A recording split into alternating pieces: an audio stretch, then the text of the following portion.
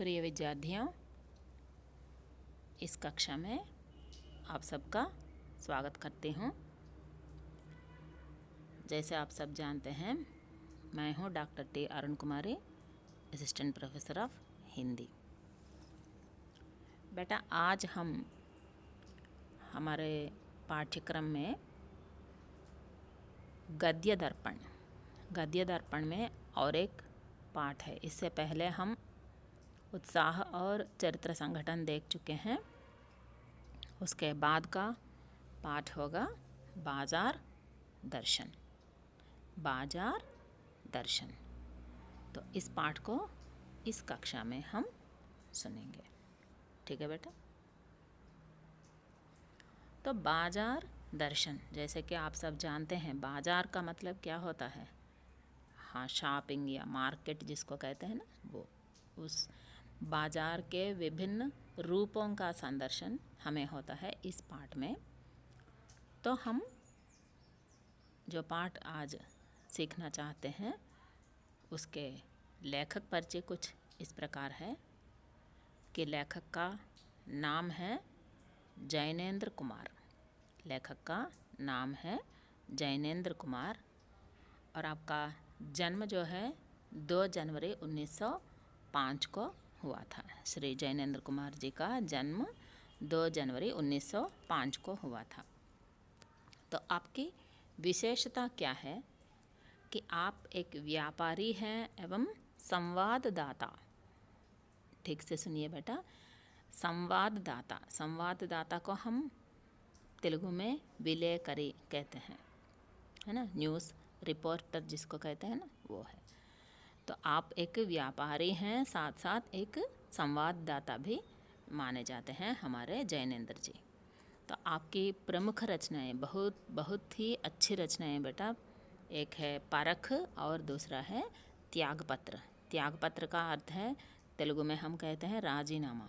जो काम हम कर रहे हैं, जो कार्य हम कर रहे हैं, उससे विदा लेना, उसी को माने अपने मन की इच्छा से विदा लेना, इसको त्यागपत्र कहते हैं। कभी कभी दूसरों के इससे भी हम कर सकते हैं, लेकिन अपने मन से जो दिया जाता है उसको त्यागपत्र, माने जो काम हम कर रहे हैं उससे छूटना, इसी को हम त्यागपत्र, राजीनामा कहते हैं ना, वो। ये दोनों आपकी प्रमुख रचनाएं हैं हमारे जैनेंद्र कुमार जी की।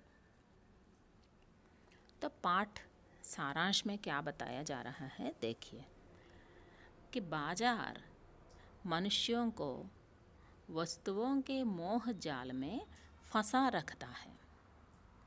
बाजार क्या करता है कि वह वस्तुओं का मोह जाल होता है बेटा, वस्तुओं का मोह जाल। लेखक जी बहुत ही अच्छे तरीके से यहाँ पर हमारी दृष्टि आकर्षित करते हुए ये सब बातें हमें सिखा रहे हैं, क्योंकि आजकल की ना केवल युवा वर्ग बेटा, औरतें हो या कोई भी व्यक्ति हो, सबका मन एक ही जगह जूझ रहा है, वो है बाजार, है कि नहीं? आप पाठ पढ़ते पढ़ते आपको भी यह बात समझ में आ जाती है कि बाजार क्या करता है कि वस्तुओं के मोह जाल में मनुष्यों को फंसा रखता है। फंस जाना, जैसे कि जाल में मछली फंस जाती है ना, उस प्रकार हम बाजार में फंस जाते हैं, है कि नहीं? जब भी हम बाजार जाते हैं, आप ध्यान से देखते रहिए, आप क्या क्या कर रहे हैं बाजार जाकर, आप ही ध्यान से देखिए कि जहाँ 10 रुपये खर्च होना है वहाँ हम कम से कम 20-25 रुपये खर्च करके आते हैं। एक वस्तु लाने के लिए जाते हैं तो 4-5 वस्तुएं लेके आते हैं। क्यों ऐसा? आजकल के मानव जीवन में वस्तुओं की बढ़ाई बढ़ गई है, वस्तुओं का महत्व बढ़ गया है। प्राचीन काल में बेटा, आपने कभी सोचा है कि इससे हमसे पहले भी बहुत सारे लोग इस पृथ्वी पर जिए हैं ना? माने हमारे ज़्यादा दूर मत जाइए, अपने दादा परदादा, उनके ही जो इतिहास है उसको एक बार देख लीजिए कि उनके पास कितनी वस्तुएं थीं और उनका जीवन कितना सीधा साधा रहता था, फिर भी वे इतने अच्छे ज़िंदगी जिए हैं। हमारे चारों ओर जहाँ भी देखो पूरा घर भरा जाता है वस्तुओं से, फिर भी हमारे मन जो है वह शून्य ही दिखाई देता है। यह सब कहाँ से आया? 90% जो है ये सब पाश्चात्य संस्कृति का ही फल है। क्योंकि जहाँ मानवता के लिए कोई मूल्य नहीं होता, वहाँ पर क्या है, वस्तुओं के, बाह्य आडंबरों के। अगर किसी के पास गाड़ी नहीं होती तो वो बेकार है जीना उसका, है ना, ऐसे ही कहते हैं। अभी तक कार नहीं लिया, अभी तक घर नहीं बनवाया, ये क्या है, घर बनवा कर क्या करेंगे? कहीं ना कहीं तो रह रहे हैं ना।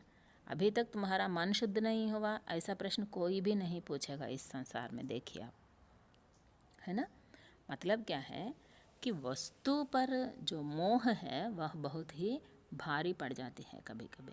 तो लेखक हमें पहले वाक्य में ही चेतावनी दे रहे हैं कि बाजार जो है वह मनुष्यों को वस्तुओं के मोह जाल में फंसा रखता है।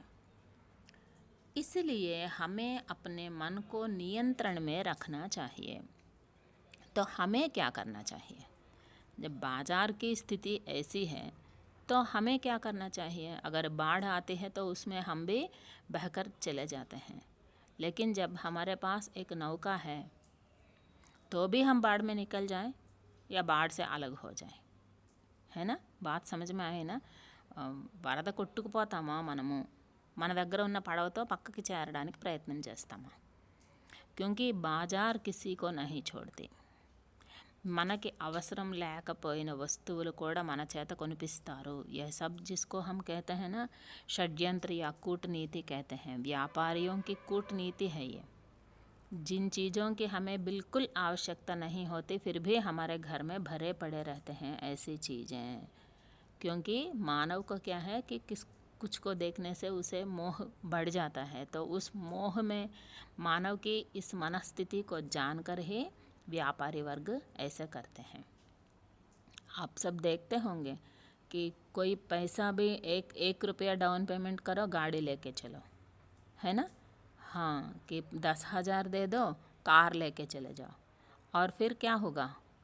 जो 10,000 हम दिए हैं उसमें तो कार आती नहीं है ना, 8-9 लाख लगते हैं। तो उन 8 लाखों का क्या करेंगे कि उधार देते हैं वे ही लोग, सूद पर सूद डालते हैं, वड्डी में तो वड्डी వేస్తారు।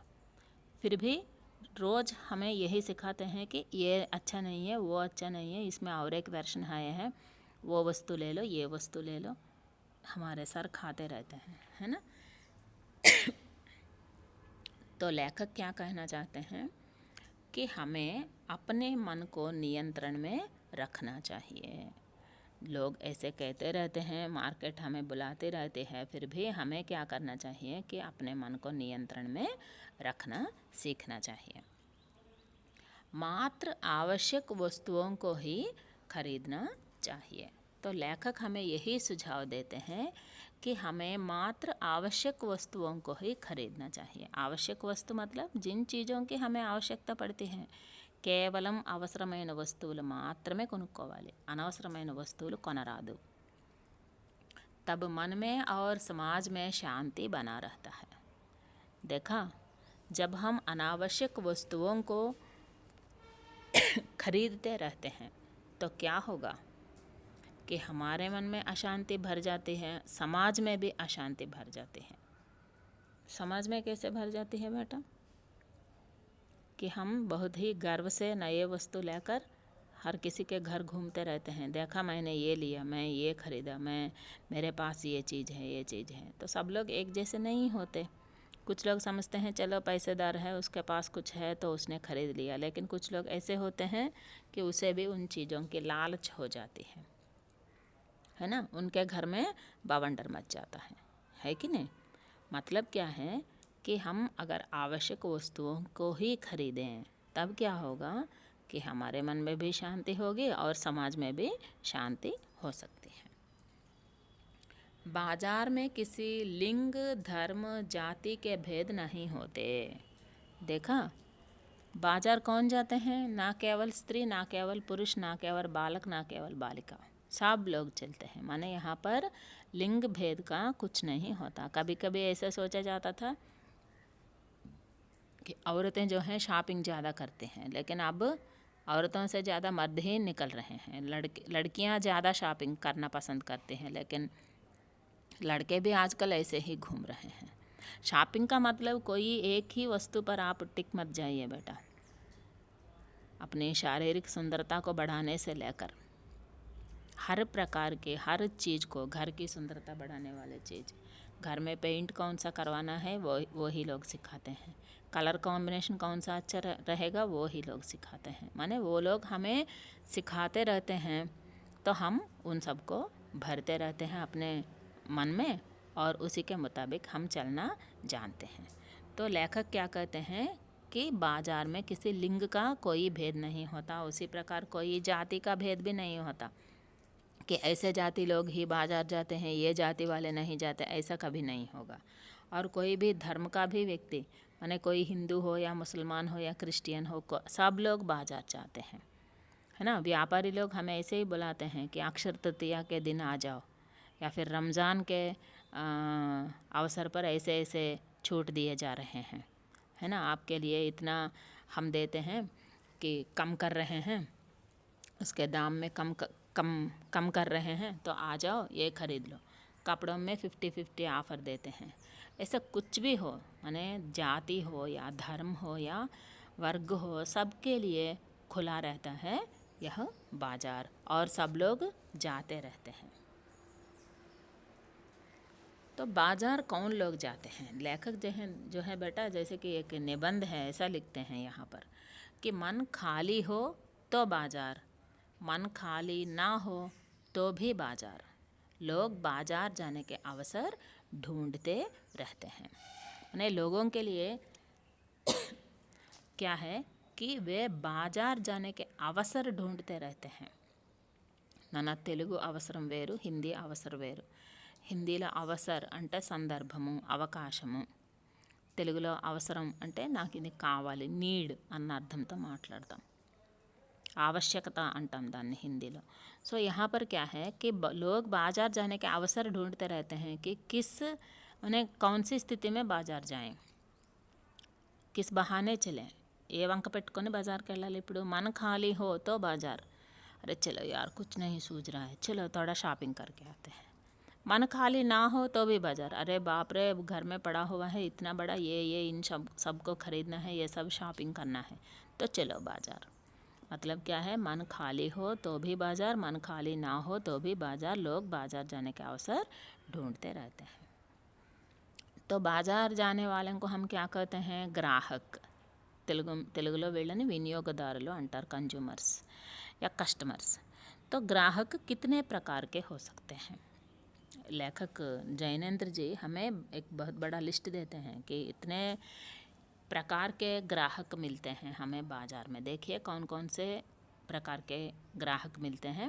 मैं पहले पढ़ती हूँ, बाद में आपको समझाती हूँ. देखिए सुनिए पहले आप कि खाली मन और खाली जेब वाले ग्राहक, भरे मन और भरी जेब वाले ग्राहक, परचेजिंग पावर प्रदर्शन करने वाले ग्राहक, बाजारूपन बढ़ाने वाले ग्राहक, अपव्ययी ग्राहक, मितव्ययी ग्राहक, संयमी ग्राहक आदि तरह तरह के ग्राहक बाजार में दिखाई देते हैं.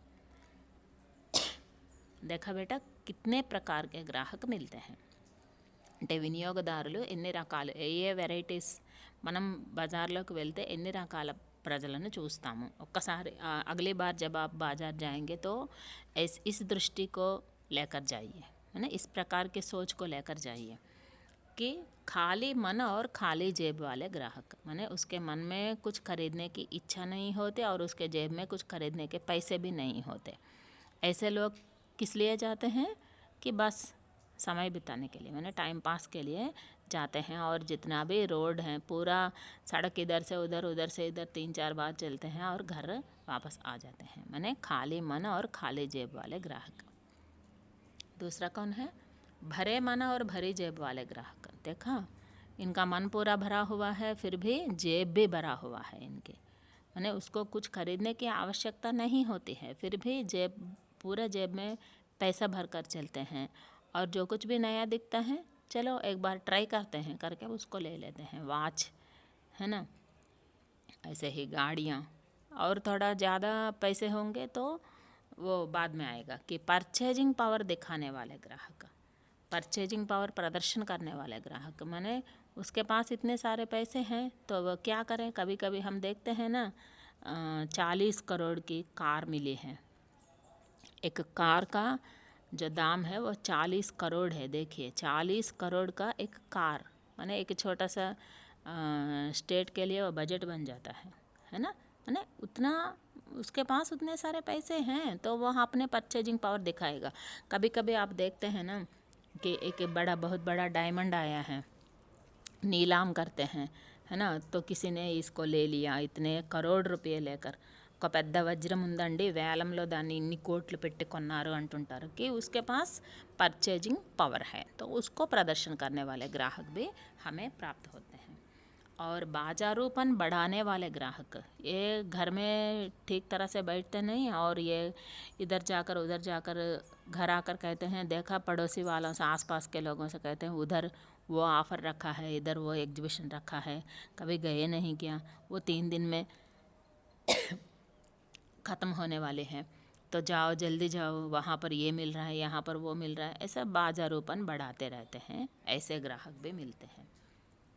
अपव्ययी ग्राहक, वो एक चीज़ खरीदने के लिए आता है और दूसरा अलग चीज़ खरीद कर चला जाता है। जिसका आवश्यकता है वो उसको नहीं खरीदता, जो नहीं चाहिए था वही खरीद कर, माने अपव्ययी, उसको कुछ पता ही नहीं और उसको कुछ समझ ही नहीं कि इसको ख़रीदना है या लेना है या नहीं लेना है, उससे मेरे लिए क्या काम हो सकता है, इन सब चीज़ों से उसके कोई लेना देना नहीं, बस पैसे दे दिया, वस्तु ले लिया, निकल गया, अपव्ययी ग्राहक।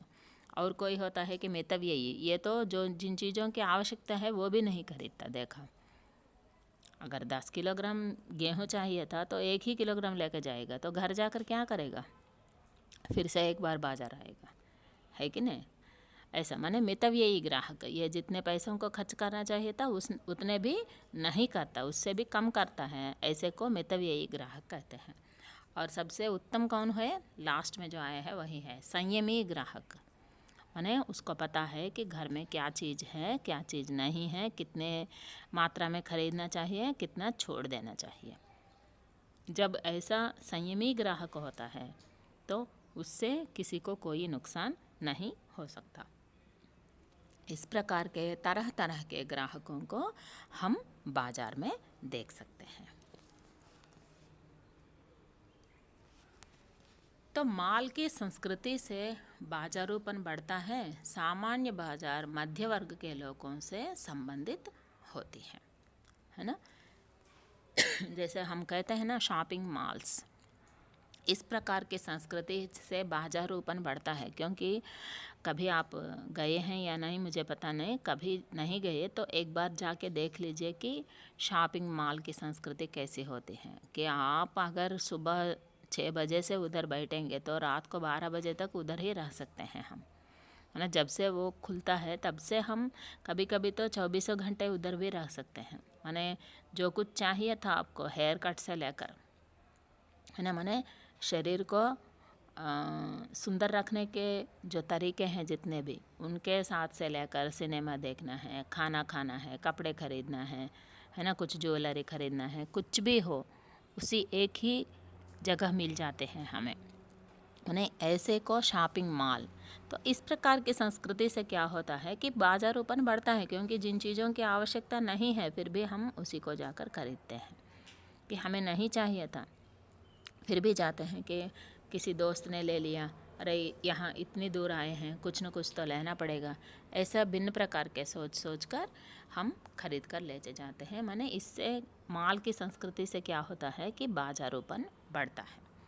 और सामान्य बाजार मध्य वर्ग के लोगों से संबंधित होते हैं। जैसे हम जैसे लोगों के लिए तो हमारे एक आध दुकान होते हैं, कभी है ना, किराने के सामान हो तो एक दुकान, कपड़े हो तो एक दुकान, है ना, सोना चांदी सोना खरीदना है तो एक दुकान। हम जैसे लोगों के लिए तो बस ये सब ऐसे ही नियमित ही होते हैं, है ना। तो हम वहीं पर जाते हैं जो जिन चीज़ों की आवश्यकता होती है। माने मध्य वर्ग का बाजार अलग रूप से होता है, यह मध्य वर्ग से संबंधित, ये इसको हम सामान्य बाजार कहते हैं। तो हाट की संस्कृति के बाज़ार में निम्न लोग आते हैं। जैसे हम तेलुगु में कहते हैं ना बेटा, हफ्ते में एक बार होता है जैसे संता, జ్ఞాపకం ఉందా మీకు, సంతలు అని చెప్తుంటారు, उसको हम हाट की संस्कृति के बाज़ार कह सकते हैं। इसमें क्या होता है कि बहुत ही निम्न वर्ग के लोग, माने जिसको सेकंड्स कहते हैं ना, कुछ छोड़े हुए कपड़े, है ना, यूज्ड कार्स, इसको हम हाट की संस्कृति के बाज़ार कह सकते हैं। तो ये होता है बाज़ार। जब भी हम बाज़ार जाते हैं तो अगले बार जब आप जाएंगे तो एक बार ध्यान से देखते रहिए कि कहाँ कहाँ पर क्या क्या हो रहा है। विभिन्न प्रकार के बाज़ार कितने होते हैं ना, तो उनमें से हमें किस प्रकार का व्यवहार करना चाहिए, है ना, इन सब चीज़ों को एक बार ध्यान में रखिए। और ग्राहकों की जो विभिन्नता हम जैनेंद्र जी हमें सुनाए थे, तो उस विभिन्नता को भी आप मन में रखिए और जितना हो सके उतने परीक्षण करते रहिए, है ना। जो मिला है वो व्यक्ति कौन सी है, उसका बोलचाल कैसा है ना, वो क्या दिखाना चाहता है वहाँ आकर, क्या वह संयमी ग्राहक है ना। आप लोग ही विभाजित कीजिए कि ये कौन सा ग्राहक बनेगा, ये कौन सा ग्राहक बनेगा। ठीक है बेटा। तो लेखक भगत जी के माध्यम से बाजार से संबंधित अनेक विषयों की चर्चा करते हैं। तो टिप्पणी में हमने यही लिखा है कि भगत जी के माध्यम से लेखक हमें बाजार से संबंधित विषयों पर चर्चा करते हैं, है ना। तो बाजार पर आकर्षित हम तो बनते ही रहते हैं, बन जा रहे हैं बेटा, क्योंकि जैसे मैं पहले ही कह चुकी हूँ, अपने पुरखों से देखिए कि उन लोगों के पास वस्तुएं कम होती थी लेकिन आत्मीयता ज़्यादा होता था, है ना। अगल बगल के लोगों से मिलजुल कर रहना उन्हें आता था। लेकिन आजकल क्या है कि किसी को वस्तुओं के माध्यम से ही परखते हैं। उसके पास नया बंगला है और गाड़ी है तो वो बहुत बड़ा उत्तम व्यक्ति है, लेकिन उसके गुण कैसे हैं यह कोई भी नहीं देखता। पैसे हो तो वो बहुत ही महान हो जा रहा है आजकल। किसी को पैसों के माध्यम से नाप तोल सकते हैं क्या? नहीं है ना। तो आप मतलब हमें अपने देखने की अंदाज़ा बदलनी चाहिए, है ना। तभी हम सत्य और असत्य के बीच को हम परख सकते हैं। जैसे कि हम पहले देख चुके हैं ना, नहीं अब आगे पढ़ेंगे सच का सौदा पाठ। उस पाठ में देखते हैं कि सच्चाई का महत्व क्या हो सकता है ना। तो देखते रहिए इस प्रकार समाज में किस तरह का जीवन जीना है और बाज़ार में किस तरह का व्यवहार करना है। इन सब चीज़ों को मन में रखिए, ध्यान से पढ़िए। ठीक है बेटा। और नियोजन के रूप में आपको तो पता है कि क्या करना है, कि जो पाठ अब तक हम पढ़ाए हैं उसके सारांश को आप हो सके तो अपने शब्दों में लिखकर मुझे भेज दीजिए। ओके बेटा, धन्यवाद।